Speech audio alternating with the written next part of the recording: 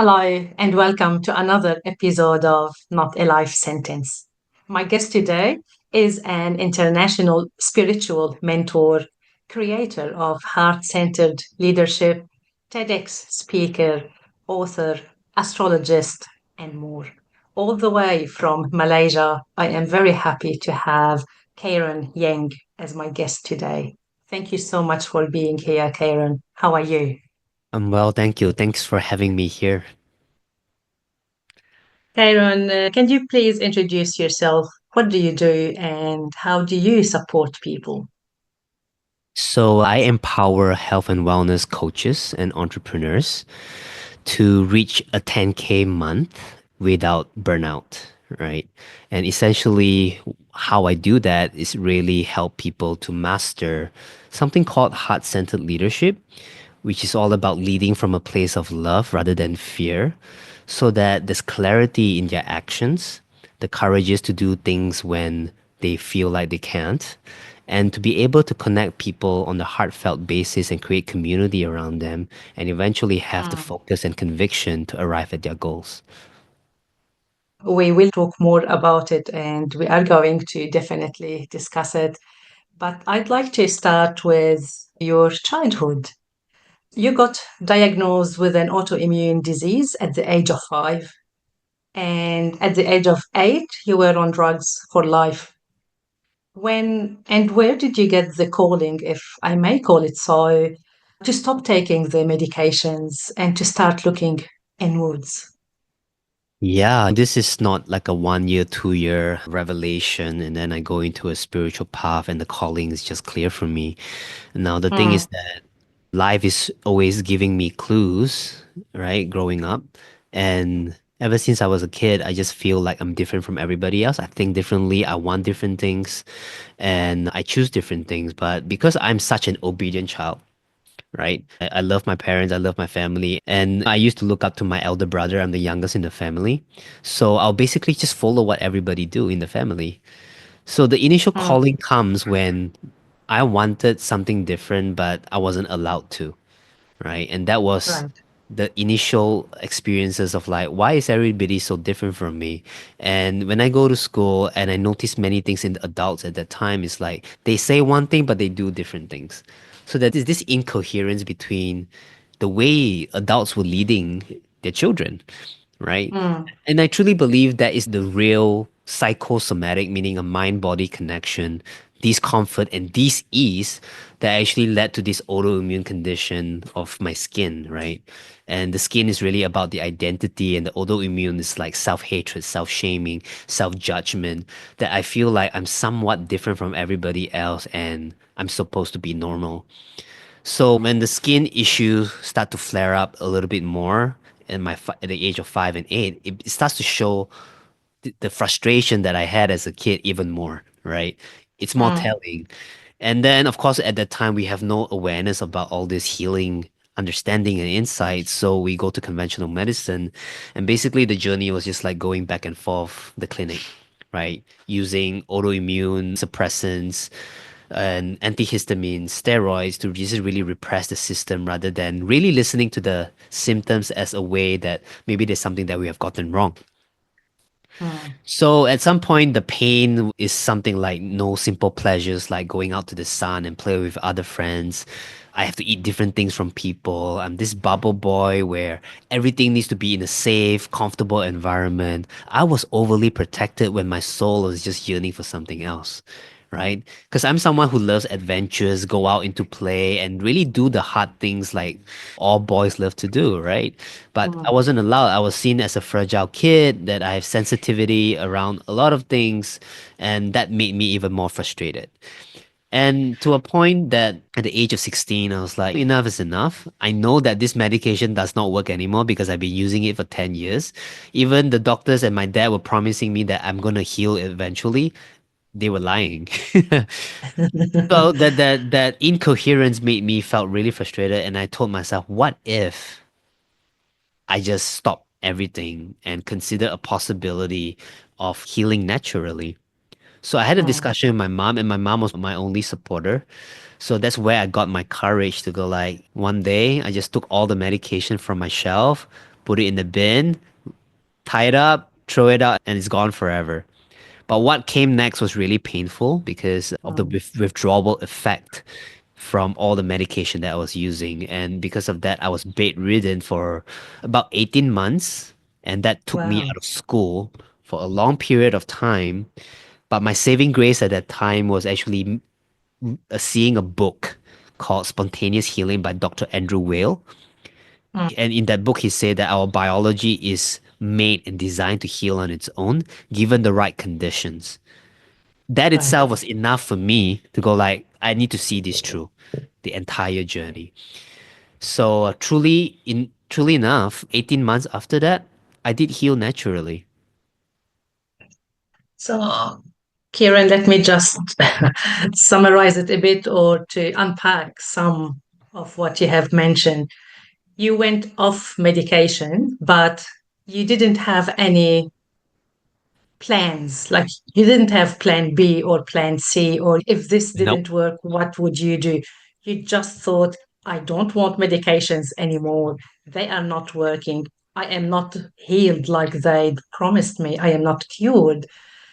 You stopped them. Weren't you scared? Like, even though deep down you knew that something must be out there for you, but physically your body was suffering. Yeah. You know what came into my thought during that time? It's so strange Mm, to have this thought as a 16-year-old now that I think about it because this is deep wisdom. The deep wisdom is this: would you bet on a known misery or will you take a chance on the unknown of infinite possibility? Right? That was the thought that I have as a 16 years old. And in knowing wow. that I've been using this and it does not work, why it as a logic, it doesn't make sense for me to continue it. Even though everybody was telling me there's no other cure outside of this, and my thought was the world is so big. We have advanced technology that is being developed and research and development that has been a cutting edge thing every single year of our life. At that time, I was 16, is about 2006. And Mm. why can't I heal? I believe there is a healing somewhere out there in the world. I just have not found it yet. That was my mindset as a 16 years old. Yeah, and this is awesome, but you regressed a bit. You were bedridden. You stopped being able to go to school. Even though you were living in a bubble, you were sheltered, you were really protected, but you regressed. And 18 months is a long time. 100%. At no point at all you said, maybe I haven't found it yet. Maybe I need to go back on drugs just Yeah. to be able to walk again and have a decent life. Yeah. Yeah. My parents, people around me, my friends, my family, my relatives, everybody told me to go back to the drugs. Of course. And I was stubborn. I was stubborn. And there was one point, when one of the very important things in my story is that my dad say, do you want to go back to the hospital? It's hard to see you like that in bedridden. Mm, And again, I don't know where this wisdom come from, but silently I told him, my body, my responsibility. It's time for me to take charge of my health and my body, and I'm choosing this. And it was a conscious choice. But just to give you an understanding of what was going through in my head, I was scared. It's not like I wasn't scared. I was scared. mm, I was in pain. But this is where the awakening of spirituality and faith is what got me through.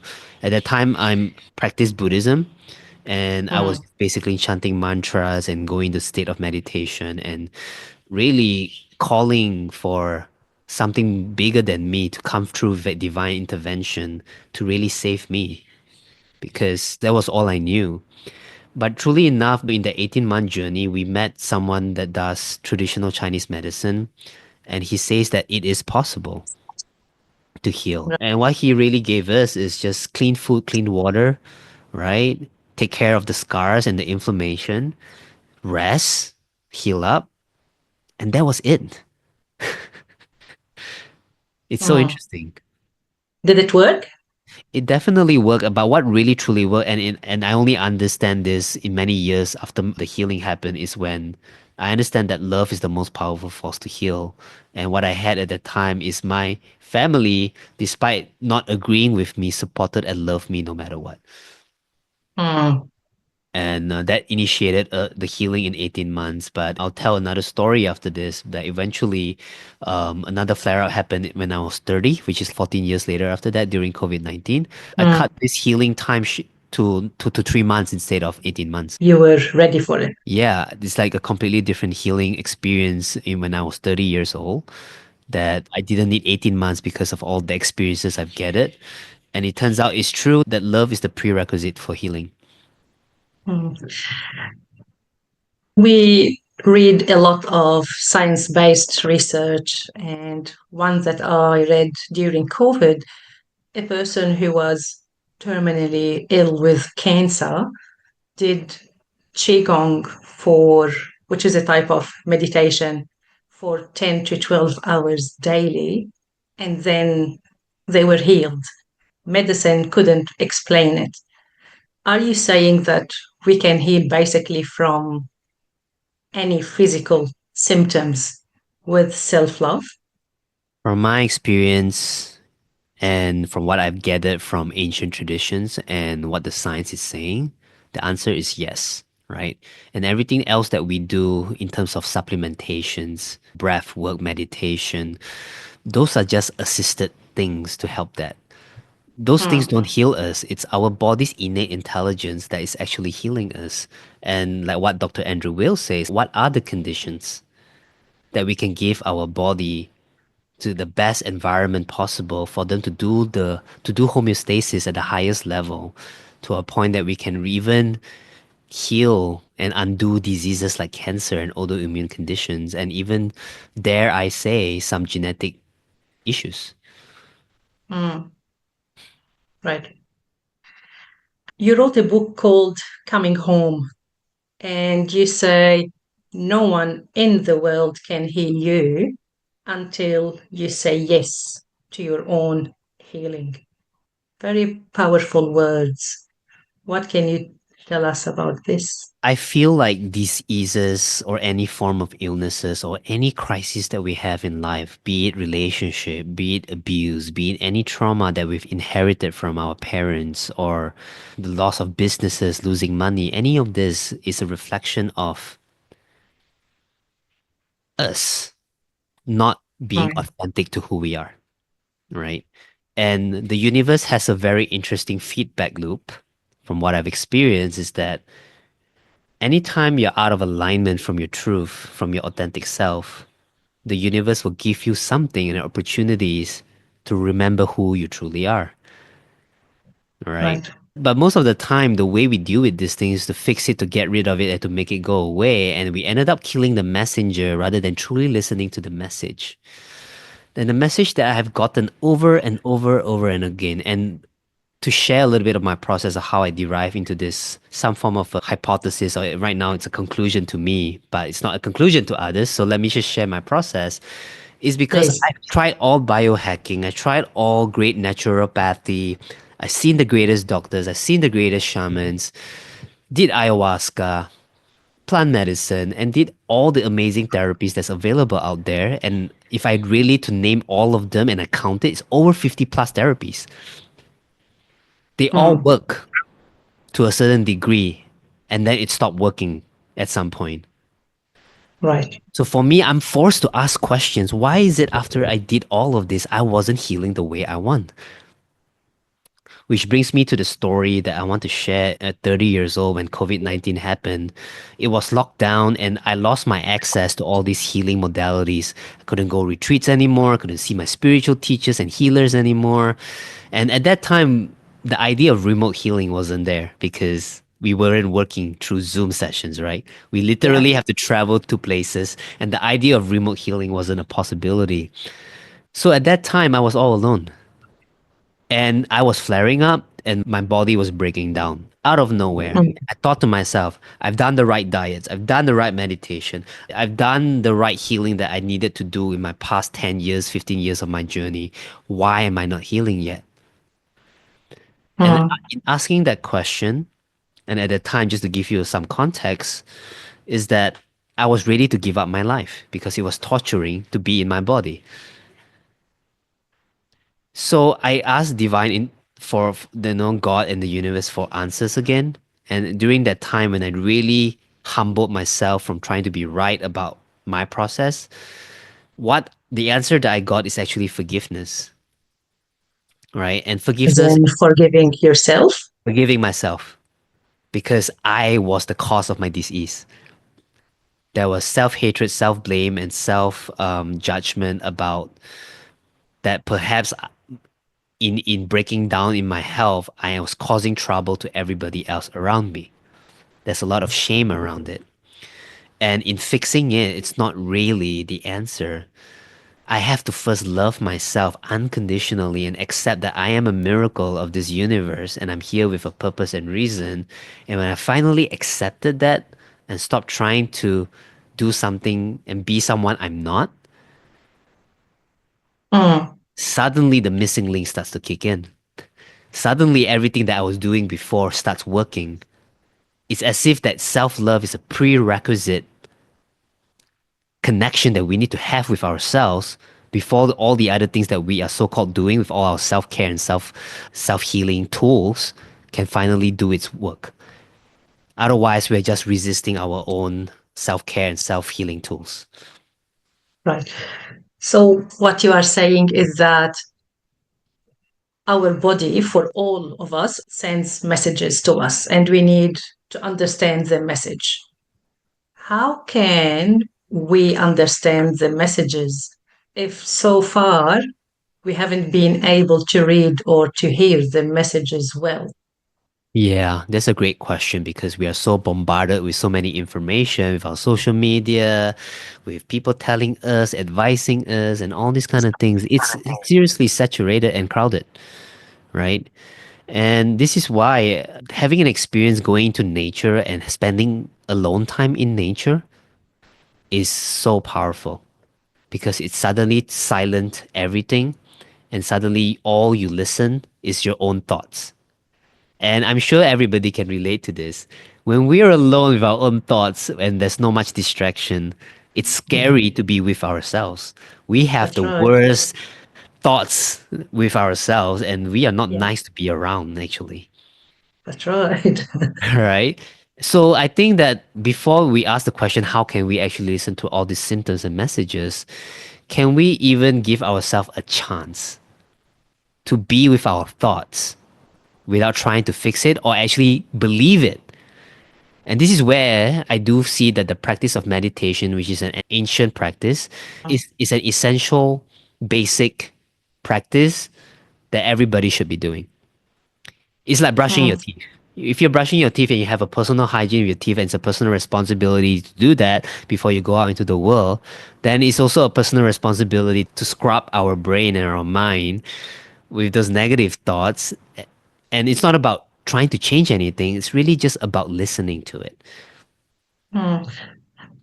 But here I get a little bit concerned because I always say he needs enemies when we have our self talk. Yeah, because no one is harsher on us than us.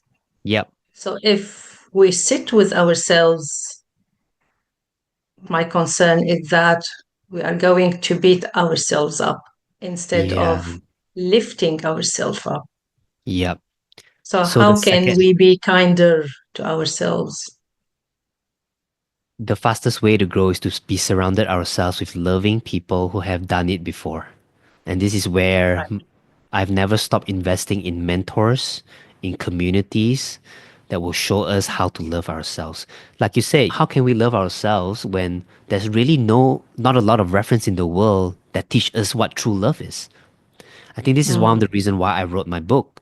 And it wasn't about preaching love, it's really showing you my process and my journey of inquiring into my own thoughts and showing you what is going on inside of me. And I show those vulnerable, dark human experiences with everybody to normalize it. It doesn't mean you're crazy. Depressed doesn't mean you are faulty, right? There's nothing, you're not broken. But we need to be mm, surrounded with people that really have been through these journeys first to be able to see that we actually have a chance at actually meeting ourselves halfway and loving and lifting ourselves up. Otherwise, if there's no reference, it's hard for us to go through that journey. I wouldn't be here without the right mentors and teachers who came into my life at the right time. And my responsibility is to say yes to them. Yeah, but you have sought those mentors. You I was said, forced to. I need help. I was forced to, yes. You were forced to. Yeah. Right. Karen, you have just come back from a trip to the UK. It was a business trip. What can you tell us about it? What did you do in the UK? So I was there for a Women Changing the World Award event, right? And the reason Mm-hmm. I was there was because my coach, my business mentor, her name is Shani Taylor. She's nominated as Coach of the Year, and I was there to celebrate her achievements. And during the award ceremony, she did win Coach of the Year for the second year. So it was really an amazing time just being able there to support. But I also took that opportunity to have a keynote speaking opportunity during that time. And in my 7 minutes on stage speaking to women, business owners who come from different parts of the world, I believe there's 55 different nations that were present at that time, which is an amazing Mm. experience. And that was the first time I'm able to share what my work is really, which is all about leading with love and how that really applies not just in our healing, not just in our business, but how it can also create ecological transformation, right? And being that space in that experience, saying yes to things that I'm not prepared for. And by the way, being in a room of so many powerful leaders make me a little bit small. I had this feeling of an imposter syndrome, but being there in itself, that myth of being an imposter is gone. The comparative mindset is gone. And being Mm. around people who are as passionate as I am about shifting and changing the world has definitely elevated me into a different level of like leadership and business as a business owner, right? And I truly believe that if we want to build a bigger business and have a greater health, we have to first level up our leadership. It actually demands us to lead ourselves at a different level. And we spoke about references and mentors just now, but it's also Mm. important to put ourselves in room that we are uncomfortable in so that we can level ourselves up. And it's not about coaching or learning anything new, it's just being around that energy, because the energy is the reference on how we need to shift our internal landscape, how we need to shift our behaviors, and it opens up certain blind spots in every conversations that I have that shows me, oh, this is how I can do better or how I can need to shift things when I go home to Malaysia. Mm. And after that, I went to Norway to visit a friend who has a retreat space in Lofoten Islands. And again, Mm. it's a different environment. That is complete nature. Again, at a higher vibration, Mm. that seems to imprint me with a different ways of being and inspiration. So this travel has been so powerful and fruitful, and this is where I feel like if anybody listening to this want to heal faster and achieve a better success in their business, you have to invest in experiences and put yourself Right. in rooms and experiences that have a higher level of energy that you're not ready for. And that in itself, just by being there, just by showing up there, all we need. And I just came back from that, and I've noticed in the last 2 weeks, just being home, so much has shifted for me in my business and in my personal life as well. Mm. And just talking about energy, the learning that you would have got by just being surrounded by people that want to learn, people that, are not competitive or are not jealous of each other's success is by itself definitely a great way to upskill yourself. You also had dinner with a very special person. Oh, yes, I did. I did. Who was it? It's Joe Foster and Julie Foster. They are the founders of Reebok. And again, I'm able to connect with them because of my mentor, Shani Taylor, right? And then I had this opportunity to co-author with Joe Foster in his next book. It's called, I believe, How to Survive and Thrive, Volume 3. And this is how I met you, and we are part of this One Golden Nugget community. And again, being a part of Mm, a community that's that is right. as inspired as I am, as passionate as I am, and more importantly, we are here to help each other out to create more impact in the Mm, world. So I get to sit down at the dinner with Joe and Julie Foster, and we had a really beautiful discussion and conversation about entrepreneurship in general. And that in itself, again, is a big value. Having to sit down in a conversation with a billionaire really humbles me in a way that I'm so grateful that I have this opportunity, number one. And number Mm, two is that I'm able to pick his knowledge and wisdom and how I can really apply it to my life. But more importantly, it helped me to elevate my sense of self worth. mm, That, oh my God, I really don't have to compare myself with anybody because if the rich people are such loving, nice, and humble people, then I can be mm. myself anywhere that I am. I think the jealous people are those who have scarcity in them. So Yeah. this is a beautiful reflection and reference on what the world is really like. Rich people are not mean. Rich people are amazing. Mm. Yeah, look, I find it amazing with Joel Foster, the founder of Reebok. He's 89, turning 90 in May. He is still traveling the world and sharing. He's very generous with his knowledge, with his time.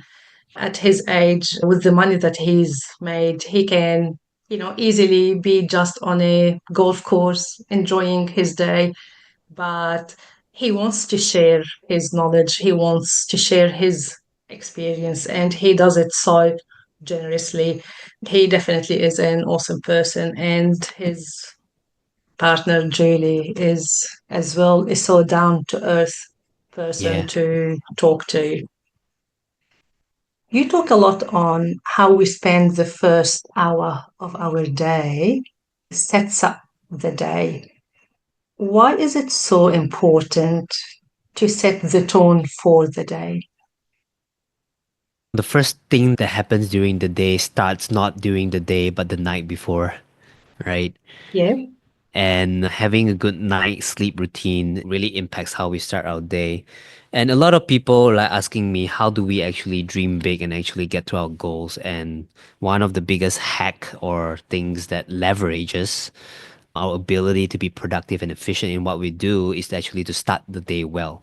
Because if you think about it, the current life that we have right now is the sum of all the choices that we have made. We have 33 to 35,000 decisions that we make per day, and 90 to Mm, 95% of it is subconscious and unconscious. And this is why we're stuck in the same loop day in, day out. So if the first thing in the day we are reactive and we are going back to our bad habits, let's set up our day to make subconscious choices that keeps us in our past for the rest of the day. right. And then we're not gonna sleep well and we're not gonna feel rest because we feel like we're not doing the things that we're supposed to do that really fulfills us. So we sleep with anxiety and stress, and then that's gonna affect our next day. So the first hour of the day is so important. It really depends that I don't believe in a fixed morning routine. I think everybody should personalize it based on what their needs and intention on what they're focusing on in their current season of their life right now. Right? If let's say your health goals is the most important things right now for you, then the first hour of the day should be dedicated to the new health habits that you want to build. If right Mm, now you're working in your business and that's the most important thing in your life, then the first hour in the day should be focused on the business that you're doing, right? And so on and so forth. If it's your children, that is your children, it's your family, it's your family. And if it's learning a new skill, that it should be the first thing that you should be doing. Why? Because that is when we are the freshest and that's where we have the most energy. And that is also when we feel like we want to get the sense of victory and the elevation of dopamine and the healthy dopamine during the first task of the day. So what I do for myself during the first day when I wake up is to first have gratitude, setting an intention, taking a couple of deep breaths and move a little bit to prep my body, right? And then right away I set something called the most important task, MIT in short, that I want to right. complete in that day that will leave my entire day the best thing that ever happened. So usually I will do the hardest thing because or the things that I will avoid most, right? And if I can do the hardest thing and the things that I avoid most early in the day before the day even started, that sets the tone to do the other things and that sets me in a flow state. And what happens usually when we practice morning routine like this, we shift from powerless effort to effortless power. I like it. And then you would procrastinate less. I mean, the idea of procrastination don't even come in because you're at a high level of motivation. Your dopamine and cortisol is in a very good level, and you just want to show up to things because you love life so much. And this is Mm, actually the key important thing to tackle burnout, because most people think burnout is about more self-care time, more downtime, traveling, go to spa days. No, actually it's about filling up your day with more the things that you care about and you love most. And we burn out because we don't get to be authentically who we are, because there's something more important than us or the things that we care about. And we repress ourselves, and that repression is like pressing the brake on the pedal while pressing the gas pedal. What do you think is going to happen to the fuel, right? The fuel is just going and to drain out. and we are not going to be in control of the trip, basically. 100%. So you are a mentor in the heart-centered leadership. What is it about? So initially, the heart center leadership come from an idea from the research from heart math, right? And there's a bunch of research in there, and basically they say that the heart talks to the brain more than the brain talks to the heart. And then we have an electromagnetic field that extends 3 feet beyond our body, and it's 5,000 times stronger than the brain, right? So this is an untapped intelligence that we have not learned how to use as humans. And now that the science is catching up with ancient traditions and wisdom, telling us that the use of the heart is the most influential and most powerful thing, and it saves us time and energy in so many different ways, right? So in essence, the science of heart-centered leadership is really about activating heart coherence, right? And being able to feel in the way that you do things come from a place of love, joy, and gratitude, right? So much power in this. Then there's the spiritual aspect to it, right? The heart is Hmm, not just a physical pump, it's an energetic spiritual center. And leading from a place of the heart and from a place of love is purpose driven and impact driven. Now, you see, I believe that every single soul has a gift unique to them, and they have a role and responsibility to share it with the world, right? In today's language, we call it our life purpose. yep. So, one of my jobs is to help you understand what is your life purpose, or in the Japanese term, your ikigai, right? So that you're actually you're in a place where you're contributing at your highest level of ability. It's like you can't tell the fish to fly, you can't tell the bird to swim, even though some fish and birds love to do can swim and some fish can fly, right? But the point is here is that we have a unique capacity and intelligence that knows how to be the best version of who we are. So Hmm, while our education is enforcing work on your strengths, work on what you're good at, and to be honest, that was how I was living my life. This is why when I went to university in the initial stages of my journey, I did a math program because I was good at math, but that doesn't mean I love math, right? 3 months into the program, I dropped out. Yeah, but And you must have been very courageous to say, I am good at math, but I am not enjoying it. well, in the beginning, it's like the courage come from a place of as an accident, because I knew there was something more. Because I would health problems that was coming out to tell me that you shouldn't be Hmm, here. Then it's right. just like throwing away the medications. If I don't do this, what do I do? Then the same mindset kicks in. Such the possibility rather than stay in the known misery, Hmm, right? which So is yeah, hard at times. it's so hard. It's so hard.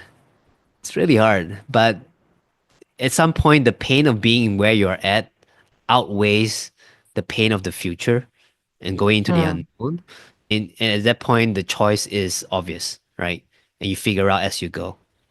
So this is the hmm, spiritual part of the heart part, right? Where when we can live at our highest purpose, that means what we are really contributing is A, effortless, B is blissful, and we are able to monetize it at some point.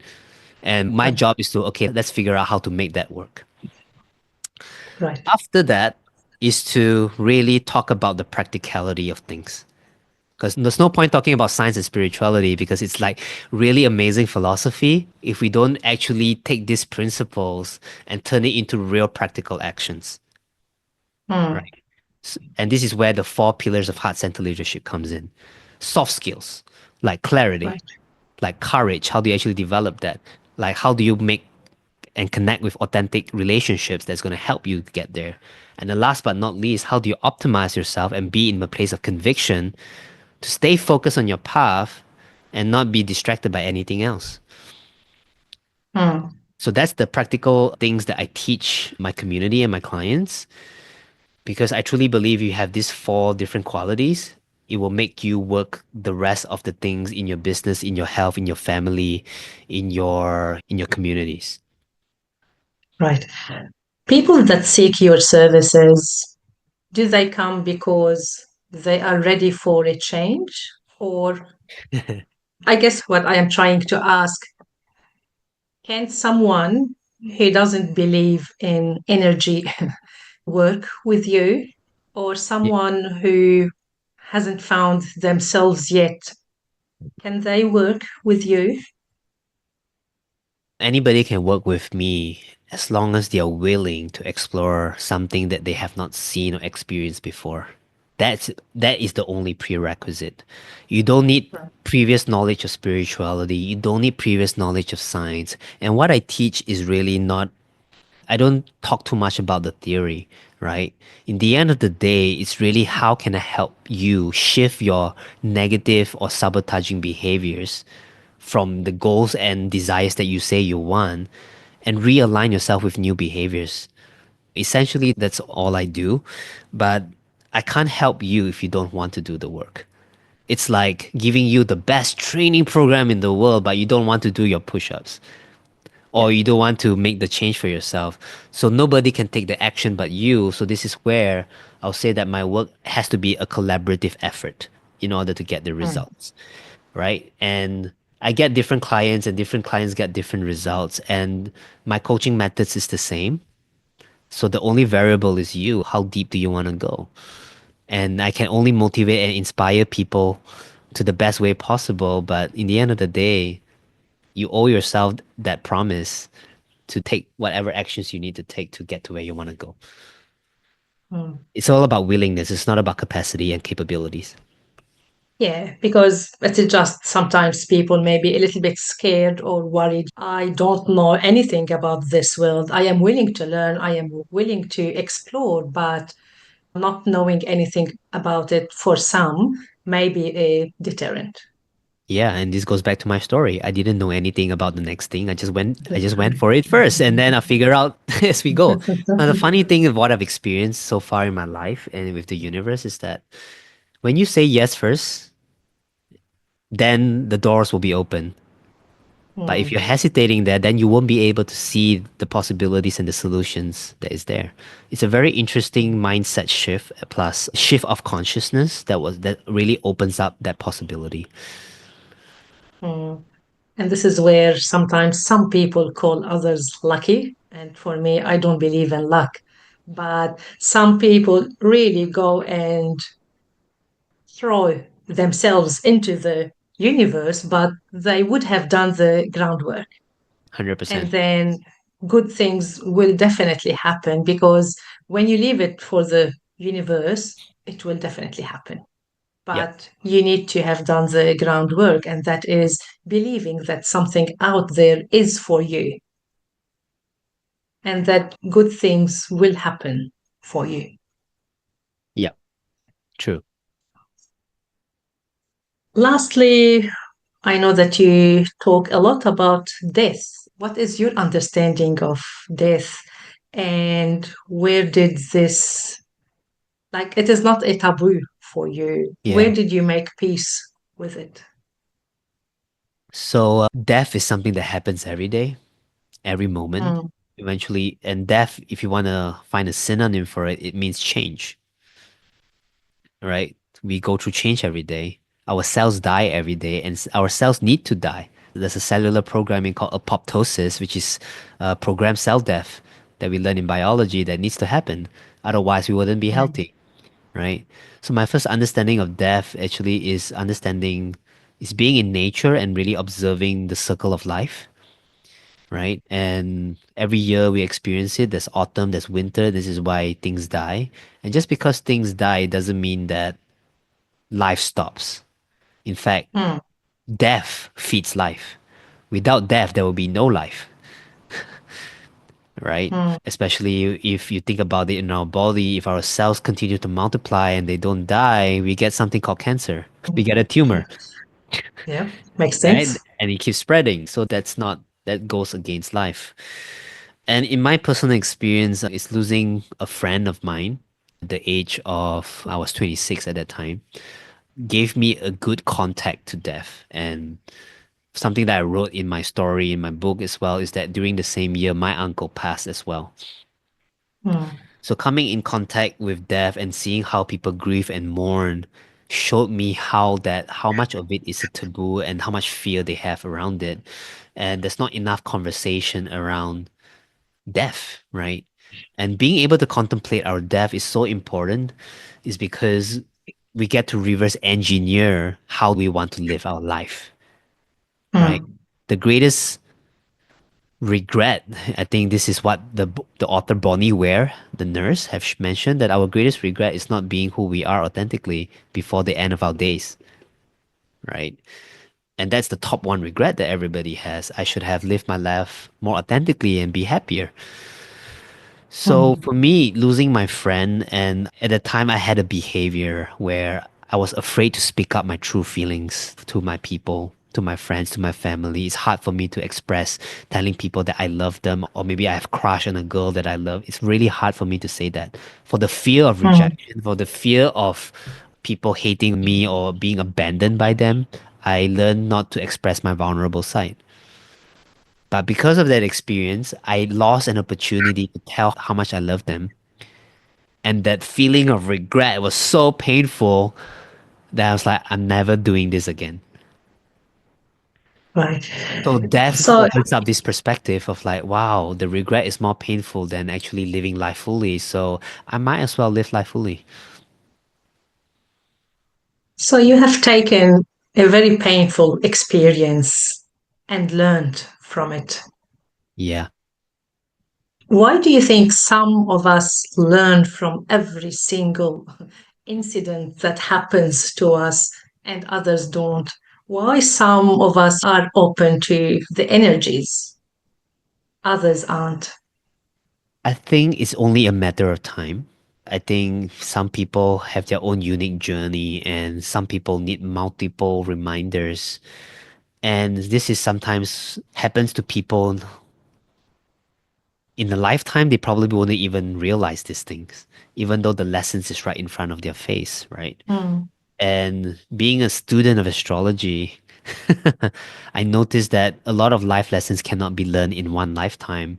And this is why I'm open to the idea of reincarnation, that we need multiple lifetimes to re experience things again and again and again. This is why we call it karma, right? To eventually open us up to some form of enlightenment or wisdom to show us that, wow, that is really not skillful and that is really silly. Let's not do it again, right? mm, And to really unpack the reason why we are not open is because we are at a stage in terms of our humanity, a pretty infantile stage of consciousness. And this means that we are numb and not open because there's a part of us that is resisting it, yes, but on a more, what do you call it, a zoom out perspective, it's actually our mm. systems, right? In terms of our education, in terms of like our culture, all of this is not fostering human sensitivity. Yeah, It's repressing we human are sensitivity, cultured. right? Yeah, we are cultured to go with the flow, Yeah. basically. Yeah. But what's happening in 2025 right now, I think I do see there's a new wave of people becoming more and more sensitive. More and more Right. people have autoimmune conditions. More and more people have hypertension, diabetes, heart problems, cancer. Unfortunately, we need loud alarms like this to wake us up. Okay. And disease is one of the fastest way to get people to consider new possibilities and to listen to energy, to really understand our spirituality and consciousness. And this is why there's healers and coaches and mentors like you and me that's out there to help people see and remember that, you know what? You have something that you have forgotten, and this is what you need to do and be, and eventually this will heal, right? And Mm. at some point, people will stop being stubborn about their ways and wake up eventually. So it's a matter of time. Yeah. I believe we are scared of the unknown. We are scared of what we don't know. And there are many sayings like the devil that you know is better than the one that you don't, or the grass is not greener on the other side, so just stay here. Everything around us, I think, tries to shape us or to mold us Mm. into one mold for everyone, which is really not the case. And it does not work this way. 100%. And I think this is why before entrepreneurship is a business thing, it's a spiritual thing. Because in entrepreneurial journey, every moment is an unknown. And we got to get used to it. And there's high stress around it. And biologically, we are wired to stay safe and be comfortable. We don't like the unknown and we don't like to change. And this is where our body is not telling us the right message. Mm, And this is why we are required to connect our conscious with our subconscious mind. So, despite our fears, despite our anxiety, despite our survival mechanism, can our prefrontal cortex, can our heart talk to our brain, rewire everything to show us that the highest possible choice it could be different? So, what do we do mm, in the presence of pain, fear, and stress determines the outcome of our life. And that's when our true character and our soul is being tested. And in life, we can't escape this, it's part of the whole process. And right. the sooner we say yes to it, the faster the happiness and the harmony and the freedom and the joy that we are looking for starts to happen in our life. So, just like in every aspect of life, the more we surrender to it, the more enjoyable the experience becomes. Yeah. Yeah. Karen, we cannot have you without ask you about the astrology as a science. What is it? What do you study? What does it tell you? What does it explain about the world? That's a big question that I can teach for hours and hours and hours. I'm sure. Yeah. So astrology is an ancient wisdom, right? It's one of the earliest science and art as well in the way that we understand spiritual laws and natural laws. Let's just put it this way. It's the measurement of time and space, right? In a way, Mm, the planets that is moving around Earth, orbiting around the sun, is a big giant clock. It's a big giant clock. And what's really interesting is that the ancient civilization have found that there is a correlation between what happens in the sky and what happens on Earth.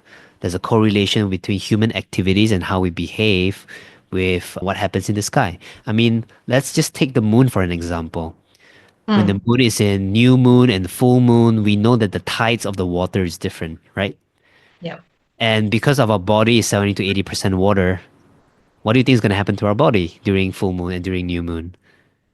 And this is why Changes women are as more in tune to their cycles and rhythm because they have a menstrual cycle and they follow the moon. And men doesn't, and this is why we are less sensitive to energy. And this is really important because the different season cycles and changes is teaching us to do the right activity during the right time, taking the right action. I do believe that true success is not just having the best strategies and being a really good person to actually execute those strategies, but also doing it at the right time. So mm, astrology has given me a perspective, a diagnostic tool to help me and understand lessons during moments where I don't understand, especially when after I've done all my strategies, I've executed to the best energy. Why is it not working yet? mm, Because I was trying to do certain things at the wrong time and I was out of flow, I right. was out of alignment. And in the failures, astrology gives me a higher perspective of the blind spots that I have that I did not notice. So in the Hmm. chart, you can see someone's consciousness in totality, and you can see the blind spots and any unintegrated lessons that they have. So that when we can understand the lessons, when we can really shift our behaviors and realign ourselves back to nature and the spiritual laws, now we're in flow, right? It's in Taoism, it's in Sufism, it's in mysticism and Yeah. in Christianity and everywhere in the traditions of what it means to live in harmony with nature. Now, in today's world, we are so disconnected from nature. So astrology is always teaching us lessons, and different eras has different lessons and different necessary actions that we had to take to achieve the next level of success and modernization. But I truly believe that moving forward is where nature and technology has to come together. Otherwise, we risk ourselves from destroying ourselves. Hmm. Yeah. Yeah, you were talking, and what came to my mind is the Netflix series, The Blue Zones, where they went around the world to see why in certain areas people are living past being 100 years old. And they went to Japan, they went to South America, and they found these blue zones. And what all have in common is that they wake up when the sun rises, they stop eating when the sun sets, Yeah. they do sit together, they sing, they dance, they don't use chairs and tables. And this is what now we call Pilates. They use their core muscles. So, really, going back to what I call the primitive living. But I liked what you said is the combination of tech and the olden days, sort of. We need more connections 100%. Connection is a prerequisite for healing, but it starts with the connection with the self.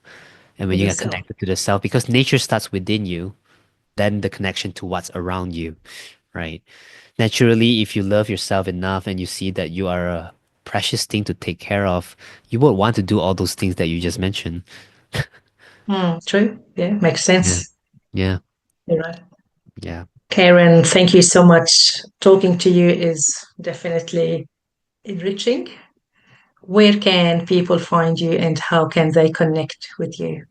So the best way to find me is on Instagram. All right. The Instagram handle is at Chiron Yeng. And the spelling is ChironyEng. And I'm pretty easygoing person and pretty active on my social media on Instagram. So anybody who send me a message as a DM, I usually pretty good at replying. And if you do reach out to me from this podcast from Carly, right? I invite you to just say, hey, I hear your podcast and then I'm here to connect with you. And that's all, you know. And then we can go from there and see what our journey goes together. Thank you so much. Take care. Thank you so much.